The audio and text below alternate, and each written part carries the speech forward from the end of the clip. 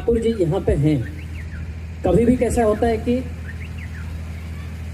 भगवान वहीं पे रहते हैं जहाँ पे उनकी गुणगान होता है, और सवेरे से अभी तक इतने अच्छे से भजन कीर्तन रॉक सारी चीजें हो रहा है, और ऐसा लगता है कि ठाकुर जी यहीं पे हैं।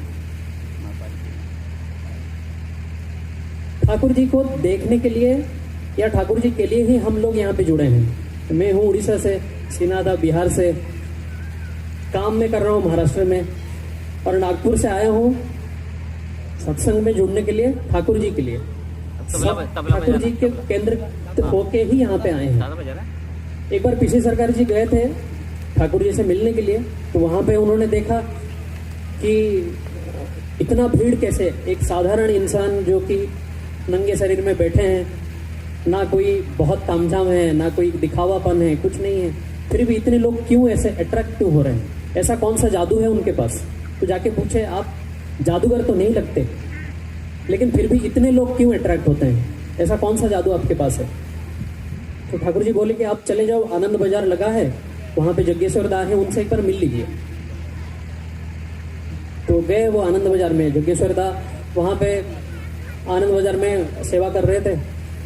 तो वहां पे पूछे कि मैंने ठाकुर जी से मिलके आया। उन्होंने बोला कि जा एक बार आपसे मिलके पूछूं कि ठाकुर जी के पास कौन सा ऐसा जादू है कि इतने लोग क्यों आते हैं। तो जग्गेश्वर दास जी बोले कि एक जमाने में मैं लोगों को मारता था, और आज लोगों को खाना परोसता हूँ, प्रसाद परोसता हूँ आनंद बाजार में। ये जादू है सिर्फ प्रेम का। ठाकुर जी के पास इतना प्रेम है, हर कोई उनके पास अट्रैक्ट हो जाता है। इसीलिए तो ठाकुर जी बोलते थे, love is my expense and human is my income. इसीलिए हम उनको दयाल बोलते हैं। एक छोटा सा उदाहरण दूंगा। एक बार क्या होता है कि एक दादाजी,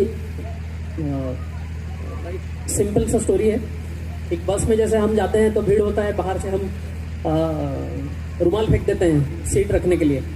तो एक बाहर से बहुत ज़्यादा भीड़ था, तो एक आदमी ने अंदर से बाहर से रह के रुमाल फेंक दिया। लोग पहले से घुस जाते हैं, अंदर जाते ही जो पहले पहुंचा उसने वो रुमाल उठा के बैठ गया। तो जब वो रुमाल जो फेंके थे बाहर से, वो आके पूछा, अरे ये मैंने तो रुमाल रखा था, आप कैसे बैठ गए? तो मेरा सीट है। तो जो बैठ गए थे वो भैया ने बोला कि मैं जो पहले आया वो उसका सीट है। तो बहुत ज़्यादा झगड़ा होने लगा वहाँ पे।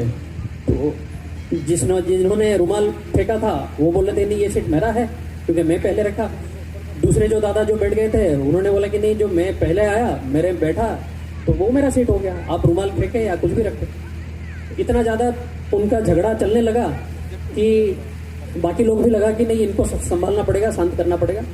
तभी जो भैया जिन्होंने रुमाल फेंका था बाहर से, उन्होंने बोला कि हे दयाल, किसके पाला पड़ गया आज, जाने दो, मेरा रुमाल तुम लौटा दो, सीट तुम ही बैठे रहो। तो जो दादा बैठे थे सीट पे, तो उन्होंने बोला किसको दयाल, आपने किसको दयाल किसको बोला?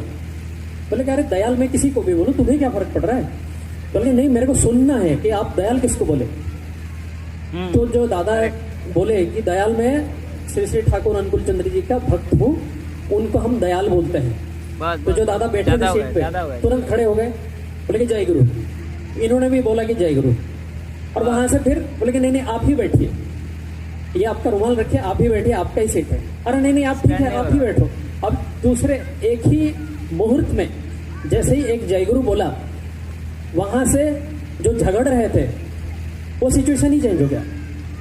बाकी लोग जो देख रहे थे, जो सोच रहे थे कि हमें ये संभालना है, इनको थोड़ा शांत करना है, वो अपने आप ऐसे बोले कि ऐसा कौन सा एक जय गुरु उन्होंने बोला और इन्होंने रेसिप्रोकेट करेंगे, इन्होंने जय गुरु बोला, सारे जो समाधान उनका जो कलह था, जो क्लेश चल रहा था, वो 1 मिनट में ही शांत हो गया।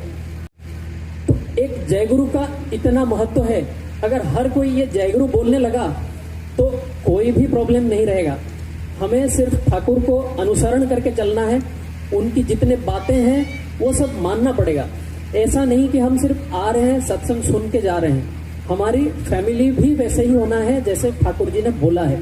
उनकी जो फैमिली है, ठाकुर जी, बड़दा, बड़मा, आचार्य देव जी, उनको देखते ही हमें ये सीखना पड़ेगा कि अपनी फैमिली वैसे ही होना चाहिए, ताकि हमें देख के कोई पूछे कि आप किसको अनुसरण करते हैं, मेरे को भी उन्हीं के पास जाना है। ज़्यादा मैं नहीं बोलूँगा क्योंकि मेरे को बहुत ज़्यादा ऐसा बोलना नहीं आता कुछ भी। तो सबसे बड़ा जो हम जैसे भी किसी को हम कन्विंस करना चाहते हैं कि नहीं दीक्षा लेना चाहिए, तो पहली बात आ जाती है कि खाने पे हम ये बोलते नहीं, ठाकुर जी ने ये बोला कि मांस प्याज लहसुन ये सब चीज़ें नहीं खाना चाहिए। अब ये सिंपल सी बात है कि ये चीज़ें नहीं खाना चाहिए, और जो ठाकुर जी ने बोला है वो 100% करेक्ट, उसमें कोई भी डाउट ही नहीं है। इसको चाहे हम साइंटिफिकली प्रूफ कर पाएं या साइंटिफिकली प्रूफ नहीं भी कर पाएं, ये 100% करेक्ट है। अगर मैं ऐसे थोड़ा सा एक्सप्लेन करना भी चाहूँ तो हमारी जो शरीर है इसमें क्या है कि पेट में एसिड रहता है। Acid is one type of जिसको बोल सकते हैं कि आग है, जो कि चीज़ों को डाइजेस्ट करता है। कोई भी चीज़ हम खाते हैं तो वो डाइजेस्ट करने में हेल्प करता है।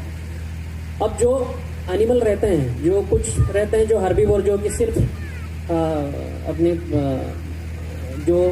सिर्फ घास फूस खाते हैं, और जो रहते हैं जैसे शेर हो गए या फिर कुत्ते बिल्ली, ये जो मांसाहारी फिर रहते हैं। मांसाहारी की जो स्ट्रक्चर है, उनकी जो बॉडी की जो स्ट्रक्चर है, उनकी जो बनावट है, वो इसीलिए है कि वो मांस अगर खाते भी हैं तो उसको डाइजेस्ट कर पाएं। उनकी जो एलिमेंट्री कैनल की जो लेंथ है वो कम से कम सिर्फ 2 से 3 फीट, जो उनकी जो लेंथ बॉडी लेंथ है उसकी सिर्फ 3 हद तक ज़्यादा है। और अपनी जो एलिमेंट्री कैनल है, जो कि यूजुअली ये बनाया गया है ताकि हम कुछ भी जो भी वेजिटेरियन फूड खाएं वो प्रॉपरली डाइजेस्ट हो। कोई भी नॉनवेज हम खाते हैं तो वो अपने शरीर में डाइजेशन के लिए उसकी जो रिलेटेड जो एंजाइम्स हैं वो अपने शरीर में उतने अमाउंट में नहीं रहता। बस ऐसा है कि अपने को वो अच्छा लगता है या कुक करके खाते हैं तो वो आदत बन गया है, वो अच्छा लगता है। और उनकी जो जेनेटिक की जो बनावट है वो कभी भी अपने शरीर के साथ वो मैच नहीं हो सकता। कभी भी क्या होता है कि कोई लाइफ ऑब्जेक्ट को जब हम मारते हैं, मारने के समय में उसकी जो मॉलिक्यूलर लेवल पे बहुत सारे वाइब्रेशन क्रिएट होता है, जो कि नेगेटिव वाइब्रेशन रहता है। वो हम जब कंज्यूम करते हैं उसकी एनर्जी अपनी शरीर में आता है, नेगेटिविटी अपनी शरीर में ही आता है। ये स्टडी बहुत बार हो चुके हैं जिसमें ऐसे दिखा है कि जो नॉनवेज ज़्यादा खाते हैं उनमें हार्ट डिजीज और कैंसर की मात्रा ज़्यादा अमाउंट में मिलता है। कोई भी हार्ट के मरीज रहते हैं उनको हम यही एडवाइस करते हैं, कभी भी नॉनवेज नहीं खाना चाहिए, ऑयली फूड्स नहीं खाना चाहिए, क्योंकि ये बीमार को क्रिएट करते हैं ना कि बीमार को घटाते हैं। जो भी बीमारी आते हैं वो ज़्यादातर नॉनवेज आइटम से ही क्रिएट होते हैं। ये चीज़ इतना वास्ट है कि इसको अगर मैं डिस्कस करने जाऊंगा तो बहुत टाइम लगेगा। बाद में कभी टाइम मिलेगा तो अच्छे से डिस्कस करेंगे। अभी के लिए मैं अपनी वक्तव्य रखता हूँ और सबको मेरे तरफ से जय गुरु।